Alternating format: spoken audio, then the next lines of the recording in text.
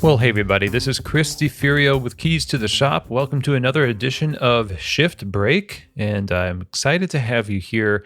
These episodes are always fun to do. These are short form content that we love recording because it gives you time to just get through the whole thing and take about 10 minutes or so to get some wisdom and insights for your cafe and for your career. And this episode is brought to you by La Marzocco. La Marzocco has been a favorite of mine for many years, and so many of us have cut our teeth, so to speak, on La Marzoccos, and they continue today with their legacy, almost 100 years of dependable workhorse espresso machines that also are very beautiful and innovative.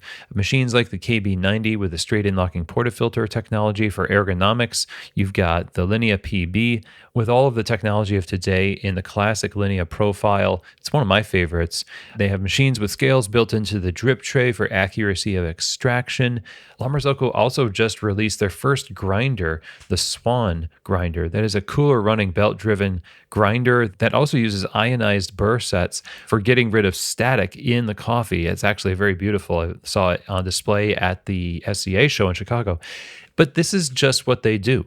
And they can do this for you as well, provide you with this awesome equipment for your coffee bar. Go see them over at lamarzocousa.com. Reach out to one of their salespeople, info@lamarzocousa.com. They will work with you to get the right equipment for your cafe, and I highly recommend them. Love their products and love the company. So again, that's over at lamarzocousa.com. Today's episode is also brought to you by Rattleware. A lot of the small stuff makes a big difference in the cafe. When it comes to small wares, pitchers and whisks and spoons and cups and knock boxes and things like that, that's what your baristas rely upon. And as a longtime barista myself, this is my 25th year in coffee, and a majority of my time has been behind the counter. The small wares matter. They make a big difference for how we feel about our work. And that's why Rattleware creates things that just work. And they've been doing this for many years now. Go to rattleware.com to learn more. And if you're looking for small wares to upgrade the experience in your bar and to have something that backs up this experience your baristas and your customers have, then I definitely think you should be looking at Rattleware. Again, that's over at rattleware.com.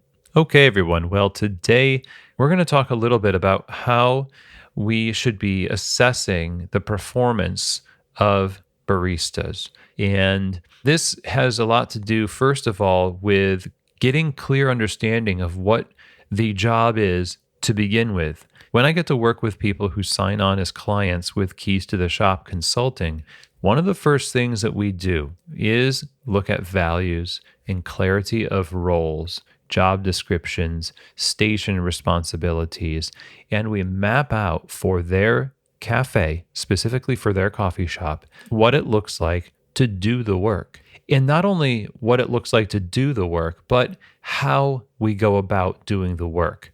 This has everything to do with the technical performance, yes, but also the spirit in which we conduct ourselves. And that's where values come in, where we need to have a baseline expectation for what our culture is even based on. So in these conversations with clients, often we're going through a values exercise that creates a document, basically, that says, here is what we do and why we do it, and here are some examples, right? So now I understand as an owner, and I understand as a barista what the expectations are, and here's some real world examples of what it is that particular expectation looks like.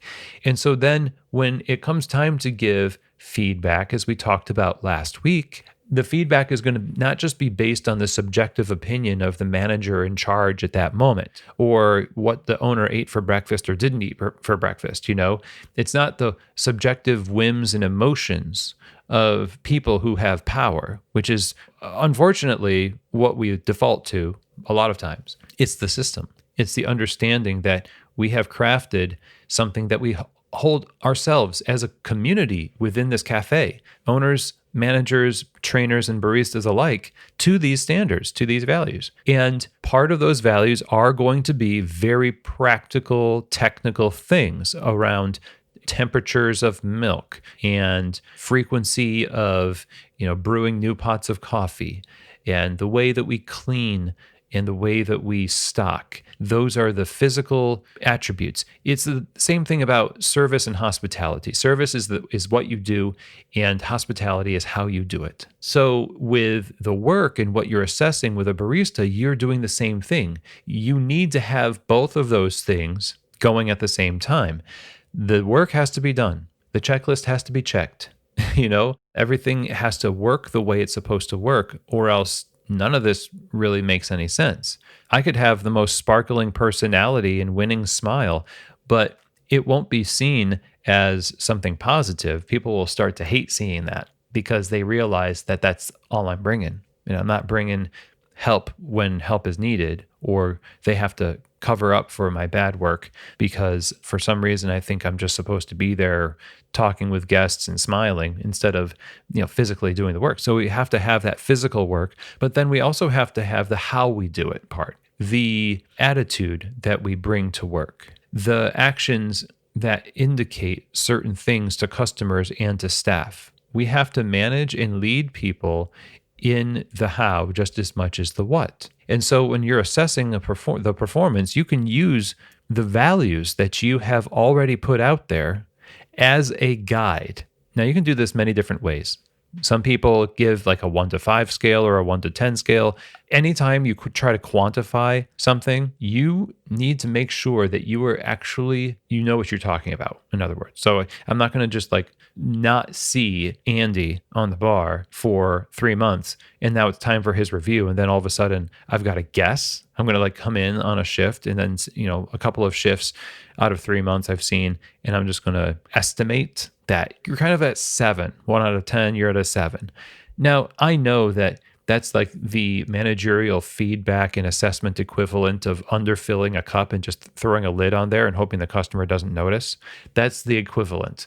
And that's what we do a lot of times. Whether or not you're being lazy about your feedback and coaching. It doesn't matter if you feel like, I don't feel comfortable. Well, if you get a lot of eyes on the work, and you have a set of values that have some practical application points that you can identify and then compare the work of your staff against, it's not going to be you just making stuff up. Because if it is just you making stuff up, then why not wait till the very end of the cycle where you have to have a performance evaluation and it's based on nothing? Why not do that, right? Because you're guessing anyway. And I think that's really what's behind a lot of it. What we need to do is first create the clear expectations around the work and how we conduct ourselves in the course of that work and its regularity and its excellence. And then we compare ourselves and our team against it. And if you are an owner, you need to have this for your management team as well. You need to have a standard for how they manage, and you need to see them managing and leading, and then compare against your values the performance of their role as a manager just the same. And if you are a manager and the owner that is your boss doesn't do this, request that we do this together. Go and manage your boss. As Bruce Tulgan talks about, it's okay to do so. The book, It's Okay to Manage Your Boss, is a great book, but you need to be able to get some clear feedback on your performance based on not guesses, not emotional whims, but solid and real, meaningful things for that cafe.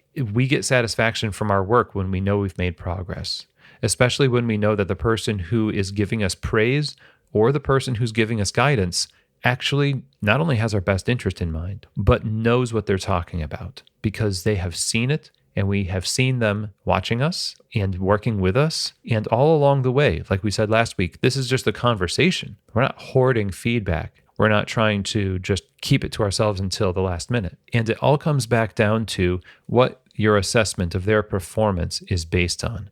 So hopefully this has been helpful for you. If this strikes a note, then I would start right after listening to this by rallying your management team and figuring out what your values are for the work you do and how you do it in your cafe. And if you need help with getting a refresh on these types of things that set your culture on the right path in the cafe, then that's what I'm here for as well. Not just with the podcast. If you're interested in coaching and consulting, these are the types of things that I get to work with people on very often. Maybe this is the right fit for you. So you can just reach out, chris@keystotheshop.com. You can also DM on Instagram @keystotheshop, and let's have a conversation. Let's talk about what we need to do to help you get to the right next level for your cafe.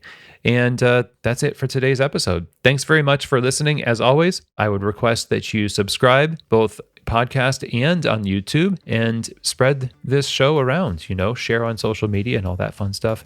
And of course, I will see you here next week for another edition of Shift Break, from Keys to the Shop.